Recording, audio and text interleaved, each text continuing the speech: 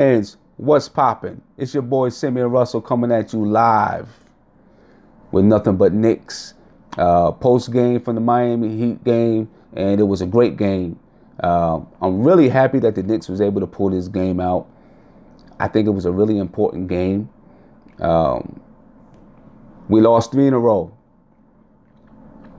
Ended up with a 500 record after 20 games. To be able to pull this game out with yes, I did. I was able to see the Porzingis twist up his ankle, and I'm gonna talk about that in a second. But it was an important game because the Knicks was able to stay above 500 and keep their confidence there. You know, it was a point in the season where I think if they lost this game, they could have went on a slide, and they prevented that. My man Kanter had a crazy night for us tonight. I don't want to say a crazy night, but he really did. You got stream beam with a pair of Adidas on, huh? Hey, Adidas, my my AAU team is sponsored by Adidas, man. So I can't get on Adidas. I like Adidas, but KP got to wrap them ankles up because you got thin ankles. I am surprised that it's just a sprain and he didn't do a little bit more than. I mean, it looked bad. It looked pretty bad. It looked like maybe he broke something the way it twisted up. So I'm really surprised, and it's a good thing that we have 3-day break. If KP was going to get hurt, sprain his ankle the way he did, we couldn't have had a better time for it to happen. The Knicks blew out the Heat. He didn't have to come back in the game, although they said that he was able to. They said that he was able to come back, but he didn't have to come back because the Knicks were blowing him out, right? So, and now we got a 3-day break. So I think that's perfect. That's definitely a good thing for KP. It's not good that he hurt his ankle, but it's a good thing we got this break, and hopefully he can heal up. I don't know if it was as bad as that Gordon Hayward injury, Kwame, but it was scary for a second. But look, Kanter, 22 points, 14 rebounds. He had 18 and 13 in the first half. That was, from what we've seen tonight, it's just proof that we need him on the floor. If we're going to be a team that's above 500, we got to have Kanter on the floor. Yeah, you're right. We would have been ready to hit that tank button real quick. Yeah, Beasley's been stepping up. When KP's been out, Beasley's definitely been stepping up. He's a good rebounder as well, so he adds to us on the boards. As a matter of fact, we had 52 rebounds tonight.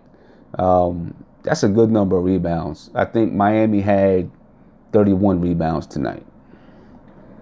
What's up, CP the artist?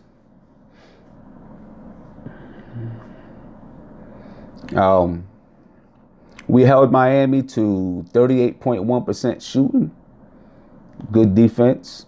31 rebounds. We kept them down to 31 rebounds. Of course, they didn't have a big guy there tonight. So that definitely, kept them down off the boards. But we played a heck of a game. Tonight. And, the fact that we did it without KP. A 30-point game without KP. So, that's a good sign. Now, that's not to say that we can do it every night without KP, but for tonight to come on and play the way we played without KP, that's good. And yeah, Hernan Gomez looked pretty good. I see someone just commented about Gomez. He looked pretty good. Now, we look at what the it was a blowout. It was a 30-point game. So, we take from it what we can. But the more minutes he can get, the more comfortable he can get. I think KP might play the next game. I guess it's going to depend on how he feels. You got 3 days to rest. So he could play, but if we could even give him another day, that'd be good. We sure didn't. We sure didn't. I barely remember last year when we had leads of 20, and now we're blowing leads of 20. So if you want to look at the way we lose leads sometimes in a positive manner, we're blowing leads of 20. And last year we barely got leads of 20. So that's definitely a good thing. But tonight we kept it. We kept the lead tonight. That was good. We 21 at half and end up taking them down to 30, blowing them out by 30. So, no, I don't think the KP injury is too serious. Matter of fact, they said that he could come back tonight if the game was close. So, hopefully, he'll be able to play the next game. And yeah, that perimeter defense has to improve. First half, second half too. We gave up a lot of threes, open threes. Miami just wasn't hitting them, but we gave up a lot of threes. And that's been a problem all season, giving up those wide open threes. Both the Knicks and OKC fan. Yeah, well, we play in a couple of weeks. Who you rooting for?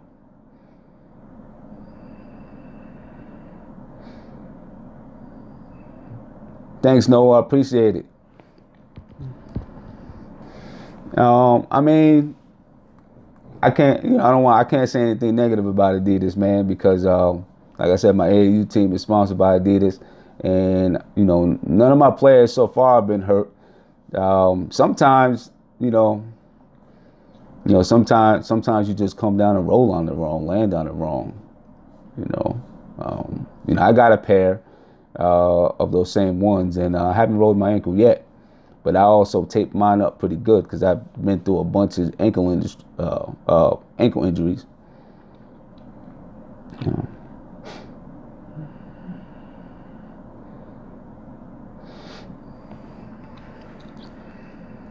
How do we get Frank to be more aggressive?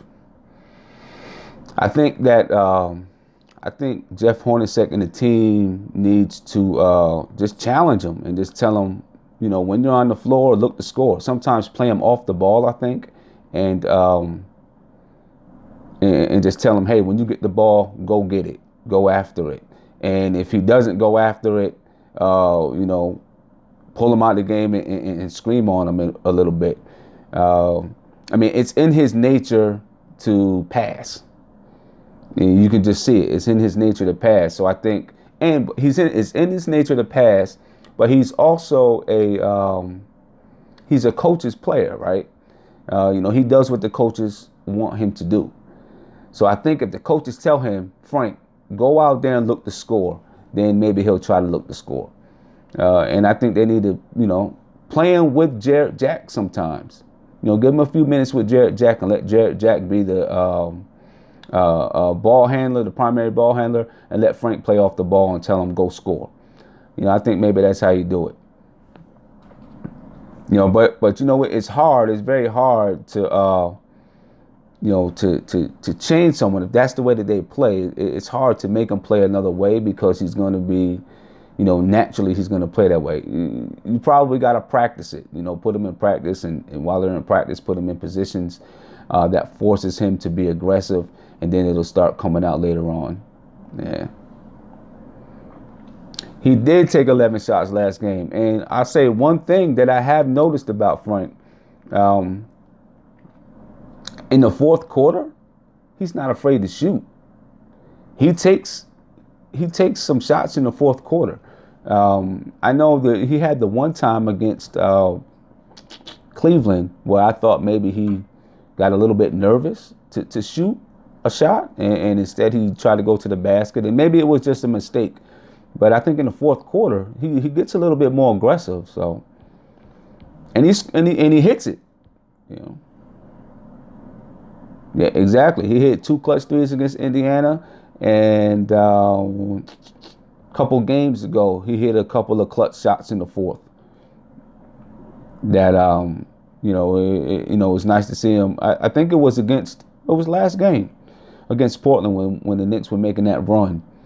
He hit a couple of shots during that run that would, that showed that he's not afraid. He's not afraid to shoot it in the fourth quarter.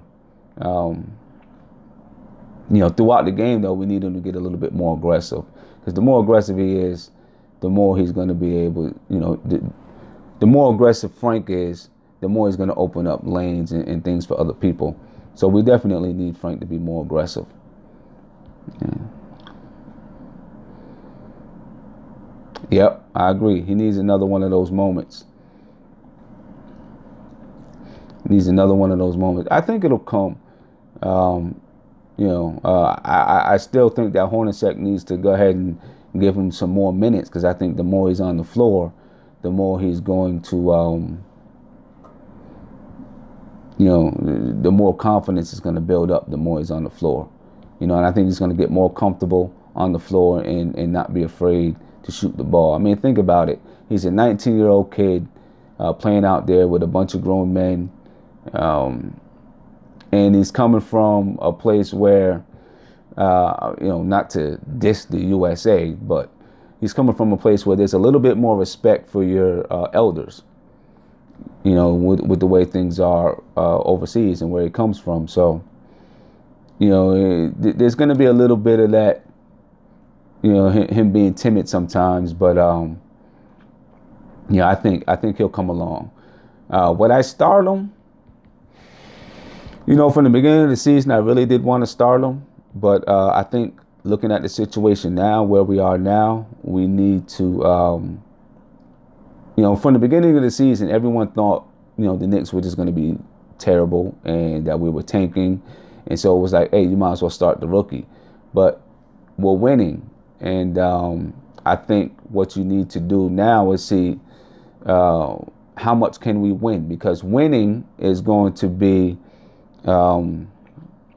is going to help the development of all of the young players. Frank, KP, Billy, if you can get some time. Dotson is going to help their development by being in a winning environment. And, so I think maybe now that we're winning, and if we can continue to win and we can have the endurance. I heard Mike Breen and Walt talking earlier about, the past few years, we've started off well and then we died off, right? And they asked, well, is it endurance? And some of it could be, you got to have the mental endurance, not just the physical endurance, but the mental endurance to continue playing the way that you're playing. So if we can continue to have that kind of endurance, mental endurance to win, then I think you continue to bring Frank off the bench so that he can continue to learn, while we're winning. And I think that'll help his development. But I think he needs to get some more minutes. He right now he's playing 15 to 18, and I just don't think that's enough. Being a point guard who has the ball in your hands, I don't think that's enough for him to get a good rhythm and flow and really have command of the team, while he's out there and build that confidence and to be comfortable. So I think he needs to get on the floor a little bit more than 15 to 18 minutes a game. Billy looked better tonight, but I think, some of it we'll have to see. The end of last game, he looked good as well. So we'll have to see, was it due to, the way that the game, was being played with Miami down 30. So, but hopefully Billy comes around. Now, Jack can't do it 82 games. That's here's a positive from tonight. Sessions came in and played well.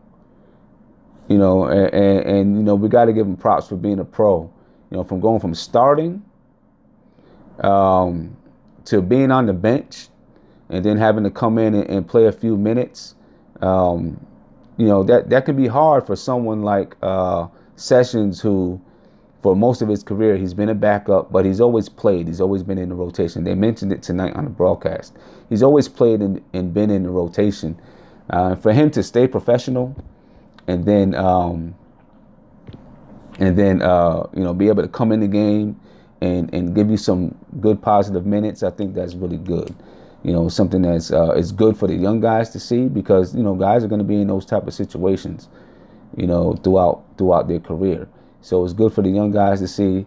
And, and it shows that maybe we have a little bit more depth at the point guard spot than we thought. Sessions definitely needs to, he doesn't have great defense, but he can give us something when we need it. So I'm glad to see that he came in and, was able to participate, of course he participated, but was able to give us something tonight. I think Noah can complement Kanter. The problem with Noah, of course, is going to be scoring. You notice when Noah has the ball, he catches the ball at the top of the key. Guys sag way back because they know he's not going to pull it. That's the problem there. But I think Noah will be able to give us some good minutes at some point in the season, especially if we get into a point where we're fighting for a playoff spot or we're even in the playoffs. Noah will have that experience of being there, and he'll know what it takes, and he'll be able to help. He'll be able to help the guys in that aspect. So I think he'll be able to give us something. Yeah, I think Kanter comes back next season. I think the Knicks they can, over the last 4 games, you see what happened 3 games when he was out. We just didn't look like the same team. I think they're making a huge mistake if they don't bring him back. I know he'll probably opt out, especially if he continues to have the season that he's having. Kanter will definitely opt out at the end of the year. I think that he wants to stay in New York, but he'll opt out, and then the Knicks will have to pay him whatever he's worth. But I think you want to try to keep Kanter here because he gives us something in that middle that we don't have the players to replace. Yeah. I mean, right now it's looking like the Knicks might have got the best of that trade. I mean, we got Kanter who's playing like, he may not make the All-Star team, but he's playing. He's playing at an All-Star level. And then you got McDermott who comes off the bench and gives you good play. And we got a 2nd-round pick. We got the Bulls 2nd-round pick, which should be, like a high 2nd-round pick. So, we did pretty good in that trade.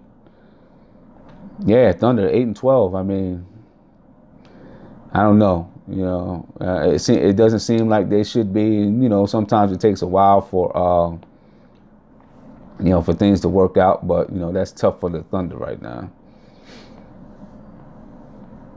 Yeah. And I like to see more plays for Dougie. I like to call him Dougie Fresh. It's my guy. I like to call him Dougie Fresh. I like Dougie.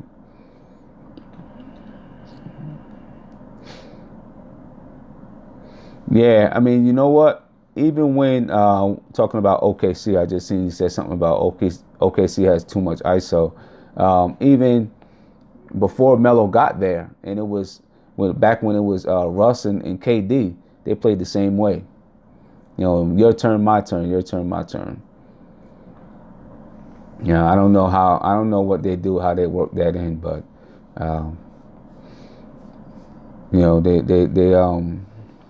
they got a lot to work through. But what I like with the players that we have, I liked Melo. I really did. I liked Melo. I know he did his ISO thing sometimes, but I did like Melo. But what I like about the players that we have in Kanter and Doug is that they don't have the same ego as Melo, right? So they're a little bit more willing to play a free-flowing style of basketball, which helps everyone.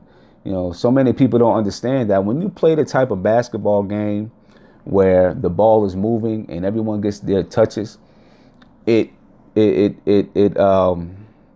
makes your defense better. Everyone's interest in the game is better because everyone's getting touches, and everyone knows, even if they're not shooting the ball every time they get a touch, they get to touch the ball, they get to feel the ball, and they feel like they're part of the game. When you got guys coming down and you got 2 or 3 guys launching it up, other guys lose interest in the game.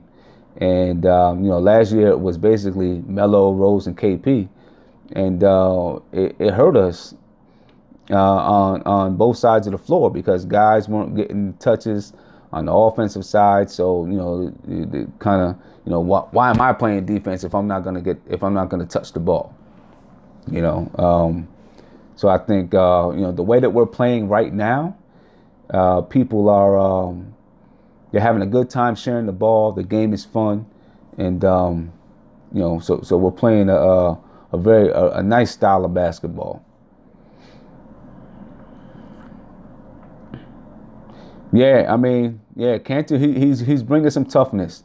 I know you guys probably heard what he said the other day about we were kind of playing a little bit lazy and without energy. He said, go out there and start a fight. Of course, we don't want to promote fighting, but I understand what he was saying. He's saying go out there, start something with someone, get it riled up so we can get some energy. And you need guys like that. And if Noah's in the game, he's another one that'll be able to bring it. So I do want to see what Noah can do. And him and Kanter on the floor. I don't know if they'd be on the floor at the same time because neither one of them can really shoot from the outside. But if you got Kanter and you come in with Noah that brings that same kind of energy, that's tough. Yeah. He seems to speak English pretty well to me. Yeah, they will. The East has gotten a lot better this year. So, yeah, they'll be fighting for that 7th or 8th spot. And they're going to have to be able to keep it together up here all year if they want to fight for that spot. But the East has gotten a lot better this year, I think. Yeah, they did play him at the 4 sometimes. But I think the way the game is going nowadays, you need to have one of those, the 5 or the 4, that can stretch you out to the 3. And or at least have both that can shoot from the mid range. And Noah can barely even shoot from mid range. I don't know if there'll be a time where we see them two on the floor together. And speaking about, I'm going to get to Baker versus Sessions. I think Sessions right now over Baker. Baker plays better defense, but I don't think his defense is so good that you put him over Sessions because Sessions can create a little more offensively.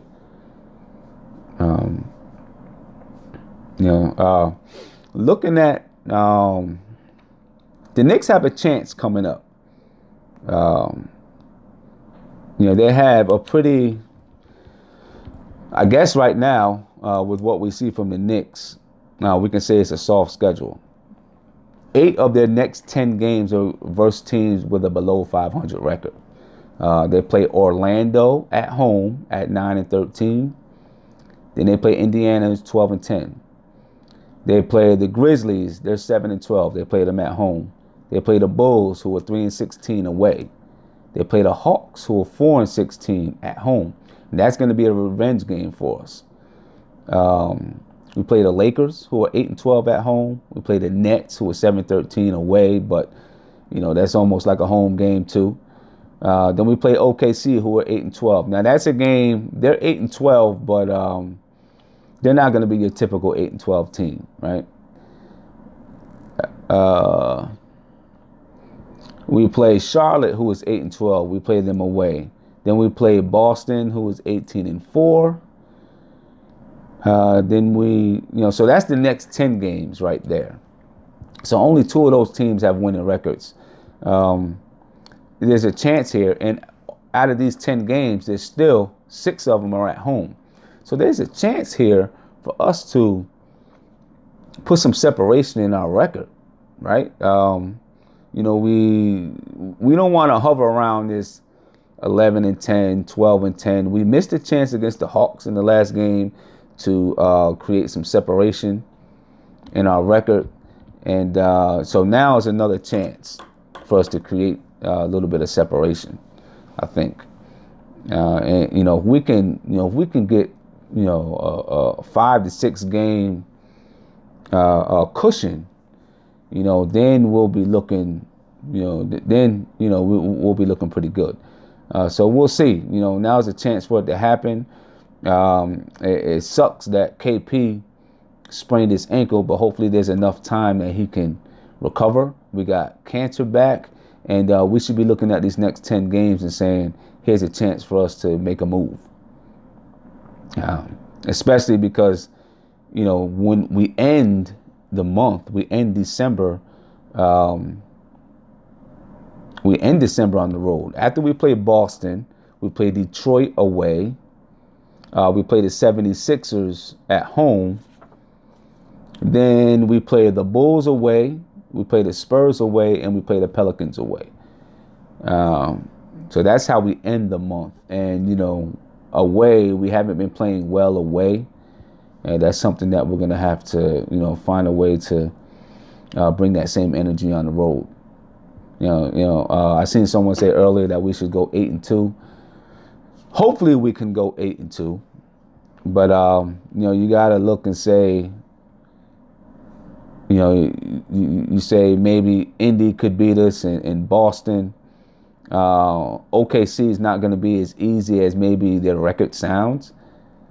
You got, no matter what their record is, you got Westbrook, Paul George, and Melo. That's going to be a tough team for us to beat.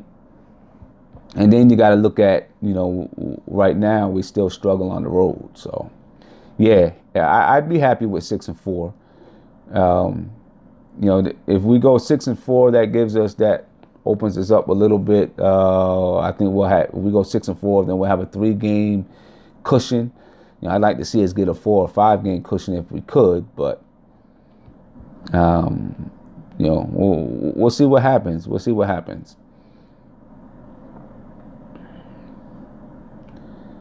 I think we probably can beat OKC.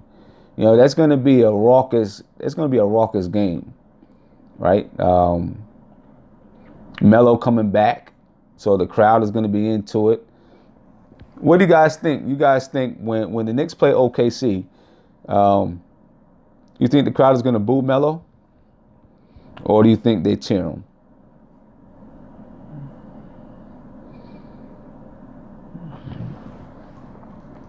I'd like to see Melo get cheered. But I'm sure he's going to get some people. It might be a mixed reaction. Yeah, a bit of both. It might be a mixed reaction. Of course, if it comes down to, the game comes down to the wire, the crowd, they'll probably boo him. But that's going to be a fun night. I think that's going to definitely be a fun night. And I seen someone ask about the 76ers. That's going to be a tough game because, Ben Simmons is, he's a monster. And what's his name? He's almost, he's almost unstoppable down there. Joel Embiid, he's, he's, I don't know who guards Ben Simmons. That's a problem for the whole league. To tell you the truth, that's a problem for the whole league. He's a 6'10" point guard, and he doesn't play. He plays like a point guard. That's almost unbelievable, right? He's a 6'10" point guard who plays like a point guard. When I watch Ben Simmons play, I see him. He's handling the ball, and I'm looking at him as if he's a point guard. And then I see him go to the basket and dunk, and he doesn't need to jump too high to dunk. And I'm like, man, this guy is 6'10". It's unbelievable.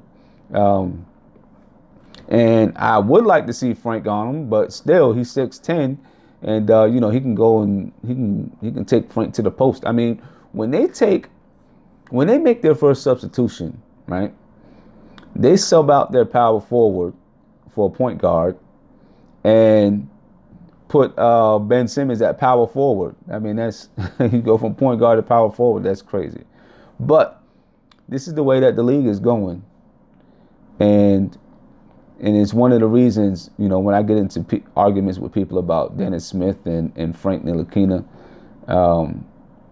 one of the big reasons that I like that we took Frank Ntilikina is, of course, his defense, but the league is changing dramatically. You got guys like Ben Simmons, and you got guys like Giannis Antetokounmpo, who are 6'10", 6'11", 7 foot, who play like guards. And the league is getting longer.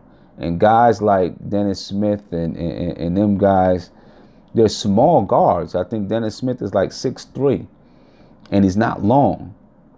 And so that's why I think that, Frank was really a smart pick, because he's long and he's kind of the wave of the future.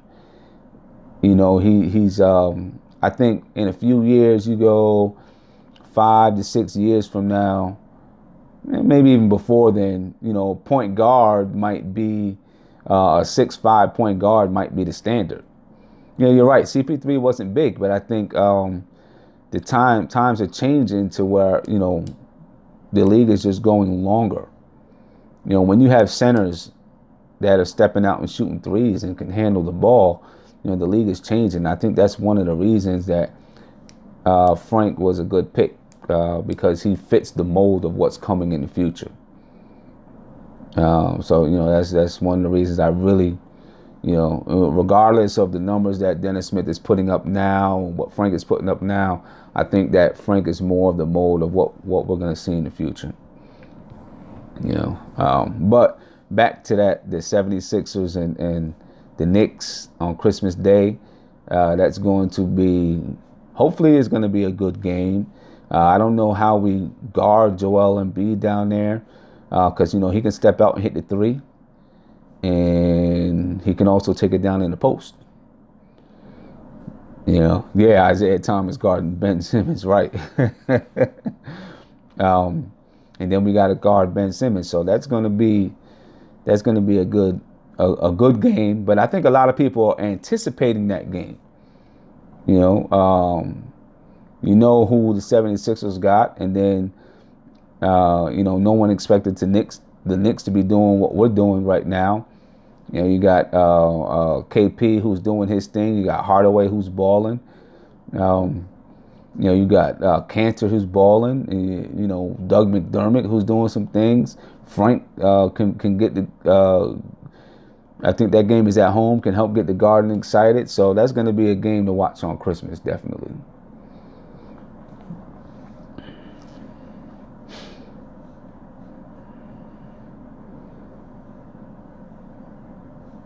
Yeah. Kanter and Embiid. That's gonna be a heck of a matchup. Both guys are strong. Kanter can't take him outside, but he can. He'll be able to do some damage inside. It's gonna be a good matchup. Yeah. Courtney Lee. I like Courtney Lee. I really like what Courtney Lee is doing. He's just that consistent player that you're gonna get. You know what you're gonna get from him every night. Every night Courtney Lee is gonna come out. He's gonna play defense. He's gonna make some shots for you. He might only give you 12 to 18 points, but that's what you're gonna get from him. And he's a good leader. Someone asked, should we trade Lee? And no, I don't think so. I think we need Lee on this team. He just provides that veteran leadership, and he's a consistent player. You need players like that. And maybe he even found a home. I was looking at his stats the other day, and Lee's only played I think the longest he's played for a team is 2 years. So I think maybe he might have found a little bit of. I think we have a 4-year contract with him. This is his 2nd year. I'd like to see him stay all 4 years and maybe even come back. As a vet to come off the bench. You know, exactly. He does. He responds well. He responds well. He'll Jeff will call a timeout and Lee will come in and yeah, he does. He's a professional, definitely. Yep, he's a great mentor for Dotson. I think he's a great mentor for Dotson. The only problem is Lee's young enough. The only problem for Dotson is that Lee is young enough where he can get minutes for a while, and then where does Dotson's minutes come in? Because you got Dotson, Lee, and Hardaway. If we ever get a starting three-man, you got Dotson, Lee, and Hardaway all play that shooting guard position. Where does Dotson's minutes come in? I think Lee is 32. So he's still got a few years that he can be there. Yep. Then he went crazy in the third quarter. I think Dotson is like 6'5", 6'6".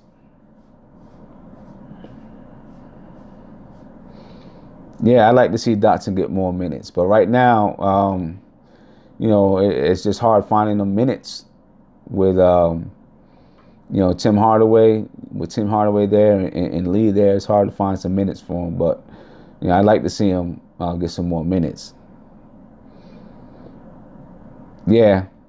But I think what happens is Lee is playing that 3 spot, and then when Hornacek subs in Doug McDermott, sometimes he moves Lee to the 2. So then Lee is kind of playing the 3 and the backup 2. And then McDermott comes in at the 3. I think that, hopefully there'll be some room for Dotson to get in there, though. Yeah, he could play a little bit of 3. He has a defense and a little bit of size. If I could have any small forward within reason with this team, wow, that's a good one. A guy that I really wanted to get was Jay Crowder. Mo Harkless would be good. He doesn't score as much.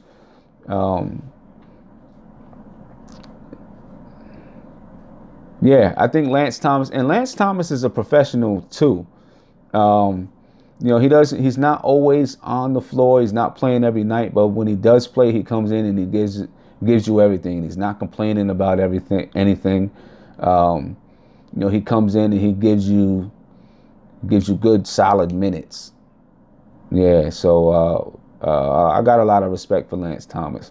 Sometimes I cringe when he's shooting the 3 or something like that, but I got a lot of respect for him because he's professional and he comes in and gives you minutes. But a small forward, if we could get a Jay Crowder, I think he would fit in perfectly with this group. Hard-nosed defensive guy that can shoot the 3. So that type of small forward I think would fit in really nice with this group. It has to be someone that plays defense and can really be hard-nosed, I think.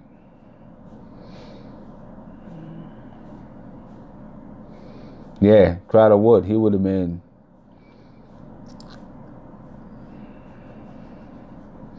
Would I trade? Would I trade Billy? It's hard to say. Is he going to progress and become the player that we thought he could be? That's the question. You would hate to trade him and then he develops someplace else. I think maybe you try to give him a little bit more time. I would like to see him go down to the G League so he can play. Because right now he's sitting on the bench, and he's not playing as much as he should be. But if he goes down to the G League, he can get some time in. He might not be playing with the same level of competition, but at least he can get a little bit more run up and down the floor. Maybe he can have some big nights where 20 and 12 or whatever it is, and get his confidence back up. But he's played better in the last few games, so maybe his confidence is coming back up. Yeah, I know. Isn't that something? We would have got him for free, but Phil decided to take a second round pick or something like that, right? Or something. I forgot what he did. Yeah, he's definitely bringing that '90s feel back. Just with the way he's playing tough and being tough. Now, not as much. I do watch college hoops, not as much as I would like to. Um, because I get, my daughter plays basketball, so I'm in and out of her games and practices. Then I'm watching the Knicks, and I coach and I play. But I try to follow as much as I can. But I'm definitely going to be following a lot more right now because I'm doing the show and I want to be able to know, what we're looking at in the draft. So I'll definitely be following college hoops a little more.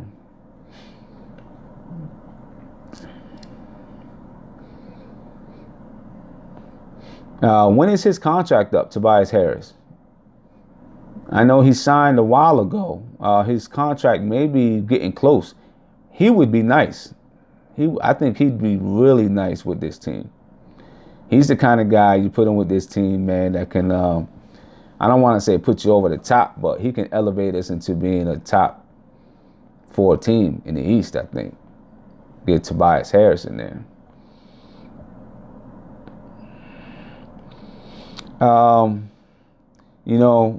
Kanter over Willie for the future. There's a lot that goes into it. I think Kanter makes like $17 million this year. I think it is something like that, and Billy makes, 3 or something, 2 or 3. I haven't looked at it. I have to look at it to know. So I guess it depends on how Billy develops. If Billy developed to be what Kanter is, then I think they would let Kanter go. But I don't know if he's going to. Right. He's only 25. I don't know if Billy is going to develop that way. And Billy's 23. So it's not like he's 19 or 20 years old. Billy's 23 years old. Kanter is 25. So they're very close in age. And Kanter, let's put it like this. Billy has actually played more basketball than Kanter. Well, at least in the amateur-wise, Kanter's been in the league for a while. So let me walk that back. Kanter's been in the league for a while. But Billy's been, Kanter didn't play much in high school. And then he didn't play in college and went straight to the NBA. Not straight to the NBA, but, he had some of those issues. I'm sure you guys read about it. He had some of those issues. So he didn't play much in college. He didn't play much in high school or college and went to the NBA off of, talent alone. So he's still really learning how to play the game. And he's already this good. I think about, he's 25 years old. What will he be in 2 years? When he reaches his prime at 27 or 28. And if he can ever get his defense to be, he's not horrible defensively, but if he can get his defense up a little bit better, yeah, he'd be a beast. He would definitely be a beast.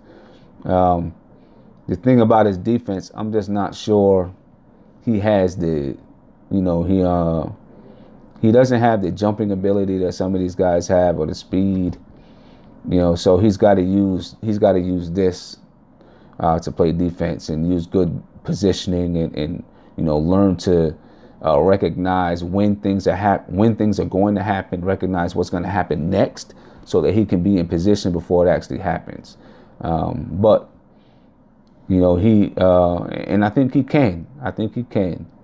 So I think we keep. I think Kanter might be the center for the future. But some of it's going to depend on money, too. No, he's not a shot blocker. I just don't think he can jump high enough to be a shot blocker. That would be crazy if we won the finals in the next 3 seasons. I think we need a little bit more. We need the time to develop. We need to... we're going through a lot of things that young teams deal with. We're going through this year. Even though this year we thought was going to be a year to tank, we're going through, let's say a team was really bad the first year, and then by the second year they're better. Then third year they're better. I think we're going through what a third year team goes through, right? With building leads and losing leads and learning how to win on the road. I think that's something that like a third year team that started from scratch, what they might be going through. We're going through it now, so I think we're definitely at this point we're more advanced than we were supposed to be, and we could still get better. So.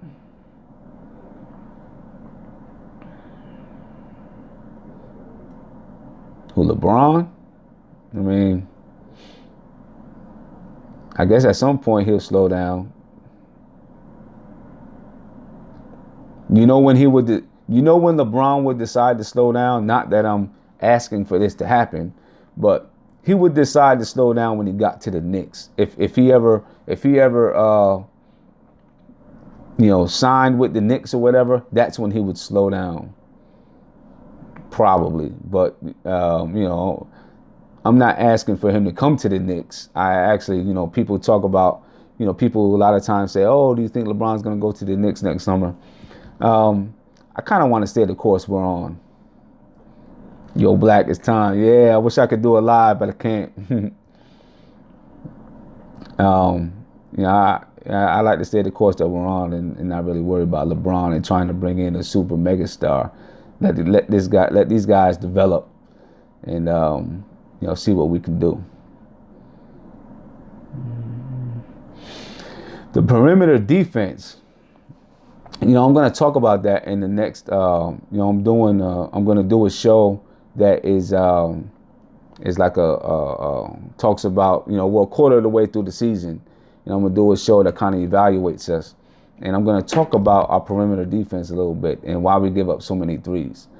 I think that in my last video that I did, I talked about how a lot of threes that opposite teams are getting start from that pick and roll set. And then you got a point guard coming off making a decision: should I penetrate? If I penetrate, who do I kick it to? So I think that we need to start at the point of attack by cutting off penetration and dealing with those screen and rolls. That's why Frank is valuable, because his long arms allows us to defend that screen and roll. Frank is a pick dodger. He's definitely a screen dodger. You see him bouncing around screens and getting his arms out there. And, when he's in the game, he really helps to defend that screen and roll. Sometimes the communication with him and his counterpart, whoever is guarding the guy setting the screen, sometimes the communication is off and they're not sure if they're switching or if Frank is fighting over the screen. So that needs to work out a little bit. But Frank's long arms and his ability to get over and around screens will really help us out in cutting off that point of attack. And then we've got to stop penetration so the guys can't kick. And then sometimes we got guys that's just they're sagging in too much. And by the time the ball gets swung back around the perimeter, they're not able to recover. So, there's a few things that we have to look at, but it's got to change and it's got to get fixed. It's definitely got to get fixed. Especially if we plan on being in the playoffs. Then teams are they'll exploit that big time. Yeah, they missed a lot of wide open 3-point shots tonight. But yeah, we get playoff times. We get deeper in the season. Teams are going to exploit our 3-point defense. Billy, I don't know.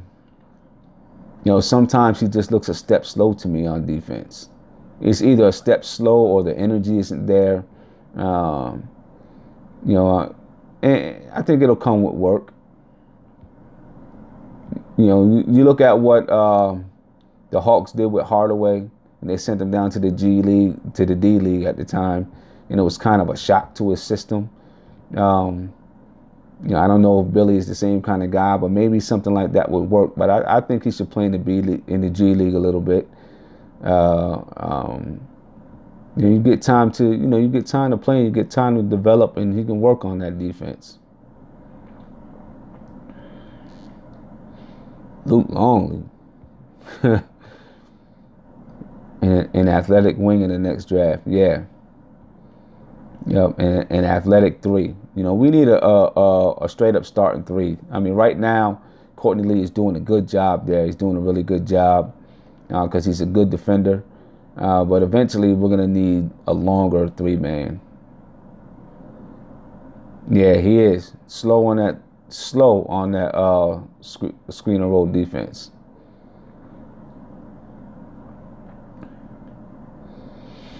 Ah, huh. That's a good question. Noah Luol Deng. Another veteran guy who can play that three spot. Same money, same amount of years. That could be that may not be a bad move. But you'd have to look at it and see, can he, because right now Noah's not playing a lot. Can Luol Deng play the type of game that we're playing right now? Because he's older, and like Jack, when we talk about with Jack, he's not going to be able to hold up so many games. Luol Deng might be in that same boat, especially playing the style that we play. But you never know. You never know. Yeah, there is a third Greek Freak brother. I think he's a young guy. Yeah. I think picking up the young talent is probably the way to go. Instead of, but I think he was talking about trading Noah for Luol Deng, where you trading old guy for old guy. So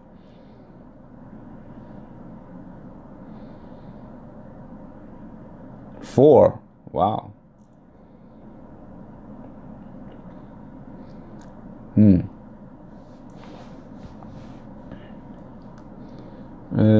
I the one who likes? No, I like Noah. Should we be tanking? I mean, honestly, I'm never a person that's for tanking. I think that I don't know. I just don't think that. I think you build a winning team by learning how to win, and if you are deliberately trying to lose, although the players and the coaches aren't going to try to lose. But if your front office is deliberately trying to lose, then you send a message to the team. And the team, they know, the players know. If the front office is sitting out certain players at certain times, they know that you're tanking. And I think that that sends a message that we're trying to lose. And so it builds a losing mentality. I think you do whatever you can to win and build a winning mentality within the team. I think that's more important for KP's development, Frank's development, that you're trying to win. Especially, if even if we're just a 7th or 8th seed, or we're just fighting for the spot. You get to those games in late March and April, you see what your team is made of. You see what kind of guts your team has, and the players are forced to prepare to win. Right? There's a certain type of preparation that goes into a game when you're trying to win. If you know you're not trying to win, you're out of it. Mentally, you're not preparing the same. Physically, you're not preparing the same. You might decide, I got a game tomorrow night, but I'm going to go out and party anyway because the game doesn't mean anything. I think that, and then you build bad habits. Right, so you're not building winning habits. So I think it's important that you try to win so that you can build those winning habits. And that way, when young players come to your team already has winning habits, and that young player picks up the same winning habits. When you look at teams like the Spurs, one of the reasons why players can come into the Spurs and do well is because they've had 20 some odd years of building winning habits. So it's a winning culture. And so when new players come in, they pick up on that culture. and they learn how to win. That's why, you see the Spurs, you know, they've been so good for so long. They don't get all these high draft picks, right? But they develop players because they've developed a winning culture. So now they can develop players to play in their system, play their style of basketball, so they can plug people in. Yeah, I know that they got Tim Duncan. They had Dave Robinson and they lost, and then they were able to draft Tim Duncan. But after that, they were a winning team, and they were able to develop a culture that develops winners. So, and I think you do that by winning, not by losing. And I know we look at the 76ers and say, well, they got Joel Embiid and Ben Simmons, and now they got Markelle Fultz. But after so many years, 5 years of tanking, they're still only 12-8. Now, they have a future. I agree that they have a future, but I don't think that they've developed a winning culture, and maybe they can change it around and start to develop a winning culture. But I think there's some players that develop some bad habits over the years of them tanking. And if you look at it, they've had, you got Markelle Fultz who's not playing. You got, what's his name, who wants to be traded, you got Okafor, who was a number 3 pick, who's turned out to be not much. So, I'm just not sure how much tanking really does it. I think you got to have good management and a good winning culture. And you develop that by winning.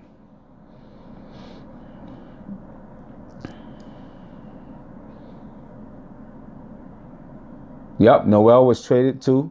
Exactly. And these are guys that they got from tanking. So yeah,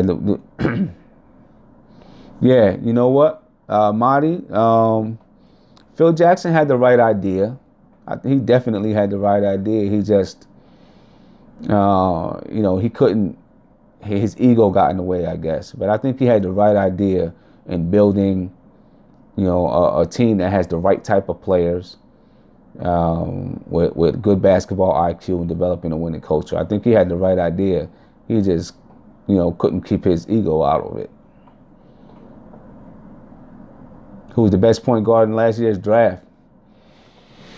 I guess what kind of point guard are you talking about? Are you talking about a point guard that is a scoring point guard, or are you talking about a point guard that really runs a team?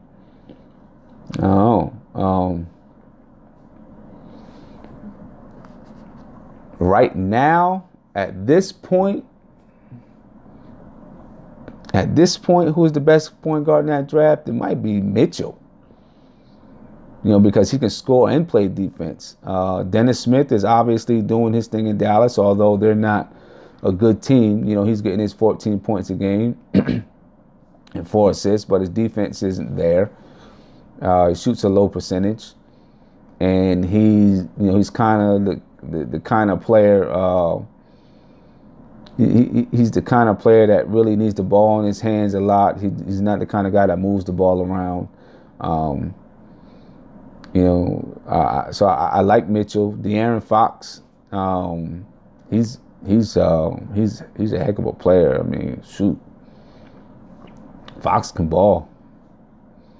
Yeah, he's a heck of a player. Yeah, but I like what Mitchell is doing. I like the way Mitchell plays. If we didn't get Ntilikina, I wouldn't have mind having Mitchell, although he's not as long as Ntilikina. But, he plays tough. It's kind of like a Marcus Smart, but maybe a little better offensively than Marcus Smart. Fox, the only guy you wanted. I wanted Ntilikina. When it came down to them, they were talking about, do we want Ntilikina or Dennis Smith? I wanted Ntilikina. Ben, man. I don't even want to get into the Giants. It ruined my night. We get into the New York Giants. I mean, I love my team, but you'll ruin my night, man. He's doing good right now. Well, we'll see. He kind of got the raw end of the deal when he was in Phoenix because, they traded away Isaiah Thomas and Dragon, however you say his name.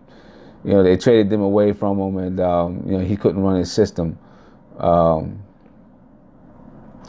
he kind of got the raw end of the deal there. We'll see. We'll see how we can develop the team, and if we can develop the players the right way, then I think he might be around for a little while.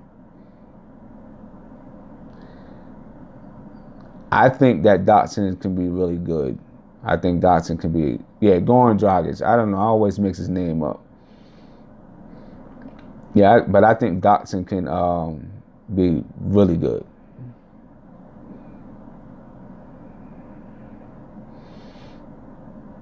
Yeah, KP, he doesn't want to play center much, but eventually he's going to play center. He's going to play some center, I think. And when he gets a little bit stronger, guys can't push him around as much. He's going to kill people. It's kind of like Melo didn't want to play the 4, but he would kill at the 4 every time he was at the 4. And he could defend the 4 because, he was strong enough. Forwards would take him down and try to pound him in the post, but Melo was strong. When he played against threes, he had trouble chasing those threes around. I think the same thing will happen with KP. You see KP sometimes give up that 3-point shot to fours who can, stretch fours. When he gets to that point where he's strong enough to play that center position, he's going to kill centers out on the perimeter and be able to defend them. Will he play center full time? I don't think so. I don't think he wants to.